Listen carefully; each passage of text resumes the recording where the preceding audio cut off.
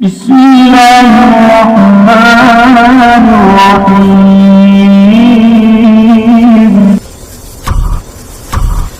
وتركنا عليه في الآخرين سلام على الياسين إنا كذلك نجزي المحسنين إنه من عبادنا المؤمنين.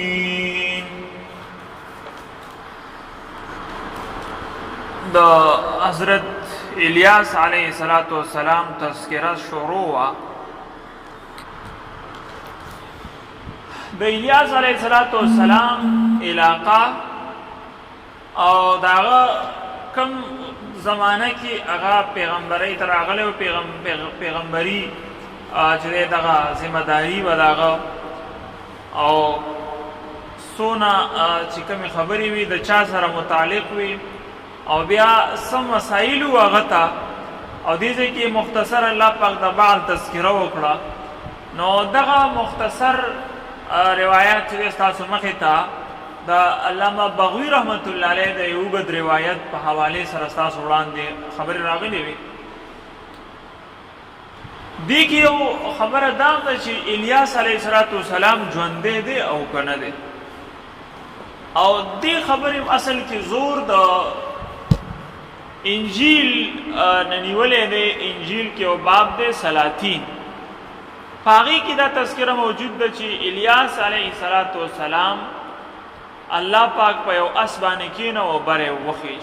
دا تذکرہ کې موجود ده سلاطین باب کې انجیل کې. نو دغه وجبیر داسې روایت مخې ترالل. دا کعب احبار رحمت الله علیه فرمایي چې سلور پیغمبران چې دا ژوند دي. کعب احبار رحمت الله علیه فرمایي چې سلور پیغمبران دا ژوند دي، دو پزمکه باندې دي او دو اسمان کې ژوند دي.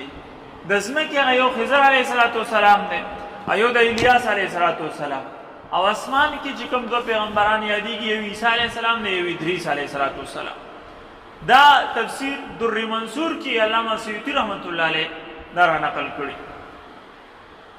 دغه شان تفسیر قرطبی کې لا دې پوری لیکلي بعض روایت را نقل کړي دي چې دا الیاس علیه السلام او خضر علیه السلام دا دواړه بیت المقدس کې هر کال چې را جمع کیږي او د خضر علیه السلام خو ډېر وخت پورې خلکو دغه تذکره او د ملاقات خبرې به علما غټ غټ اکابرونه منقول دي.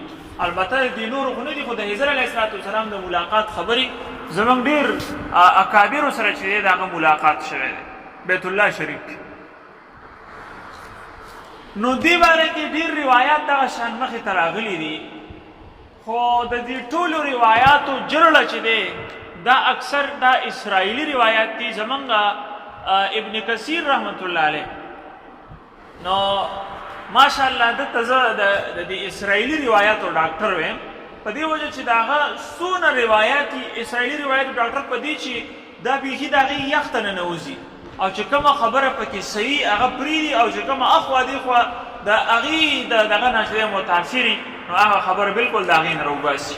نو دې کې ابن کثیر رحمت الله علیه چې دی البدایه والنهایه د ابن کثیر رحمت الله علیه چې دی یو تفسیر مشهور دی ابن کثیر په نوم باندې چې موږ اکثر یادو تفسیر ابن کثیر. ایو تاریخ دی، تاریخ دغه تفسیر ابن کثیر خو معالم التنزیل نوم دی. تفسیر القرآن العظیم دا غي نوم دی. تفسیر القرآن العظیم دا تفسیر ابن کثیر موږ مختصر ویو او بل تاریخ لیکلی دی هغه ته موږ تاریخ ابن کثیر ویو دا غي نوم البدایه والنهایه دی. البدایه والنهایه، البدایه ابتدا ته وي او نهایه انتها ته وي. نو دغه ته مختصر موږ تاریخ ابن کثیر وایو او تفسیر ته چې تفسیر ابن کثیر وایو. نو دا دواړه د ټاپ دي. تاریخ کې تاریخ ابن کثیر د ټاپ دی او دا شان په تفسیر کې تفسیر ابن کثیر.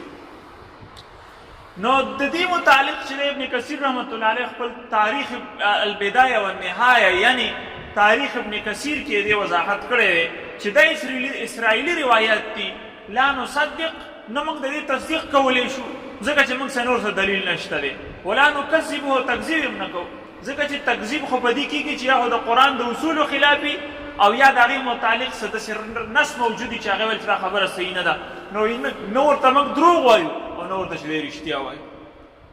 خو موږ یې ثابتولی په دې نشو چې د ثبوت دپاره نصوص چې ضروری دي، نه په دې قرآن کې څه شته او نه څه مستند احادیث په دې باندې صحیح احادیث موجود دي چې موږ دا خبرو وکړو. موږ صرف د عیسی علیه السلام باره کې اورېدلي قرآن کې، بس موږ د هغې قایل یو چې عیسی علیه السلام ژوندی دی. الله پاک وایي بل رفعه الله، الله د هغې تذکره قرآن کې وکړه، بس موږ ته الله صرف عیسی علیه السلام یاد کړو چې هغه ژوندی دی، نورو متعلق یې څه نه دي ویلي. البته خضر علیه السلام باره کې بعض روایت دي جو کې هغه هم داسې ډېر صحیح نه دي، خو قیم نو هغه څه د دغه عقل او د دې خلاف نه ده، د شریعت د اصولو خلاف هم نه ده. دا خو مختصر خبره د الیاس علیه السلام د دغه ژوند باره کې شوه چې تاسو ته مې ویل چې څه مستند روایت په دې نشته دی. البته انجیل روایت تاسو ته ما وختي بیان کړ چې په انجیل کې باب سلاطین کې دغه موجود دي. نو په دې وجه باندې د یهودیانو دا عقیده وه چې الیاس علیه السلام چې دا ژوندی دی او دا به دوباره راځي. نو په دې وجه چې کله یحیی علیه السلام راغی نو یهودیانو په هغه باندې ګوته کېښوده چې تم هغه الیاس یې اوس دوباره راغلی. یحیی علیه السلام ته چې کله پیغمبري میلاو شو نو دوی ته چې تم هغه الیاس علیه السلام یې چې هغه ژوندی ختلی و اوس ته په هغه شکل کې رالی. په دې وجه انجیل کې یو بل باب د یوحنا، د هغه باب نوم دی یوحنا، نو په هغې کې الله پاک هم دا ذکر کړي چې کله د یحیی علیه السلام ته پیغمبري میلاو شو د یهودیانو ته رالل، دوی ورته وویله چې ته ایلیا یې. نو انجیل کې الیاس علیه السلام ته ایلیا لیکلی دی، ایلیا چې ته ایلیا یې. نو هغه ورته ویل چې نه زه خو ایلیا نه یم، زه خو یحیی یم، بل پیغمبر یم، زما د هغه سره څه تعلق نشته دی. نو د هغې دا ذهن جوړ شوی و د یهودیانو چې دا ژوندی دی دا به دوباره راځي، خو څه مستند روایت دی باندې نشته دی.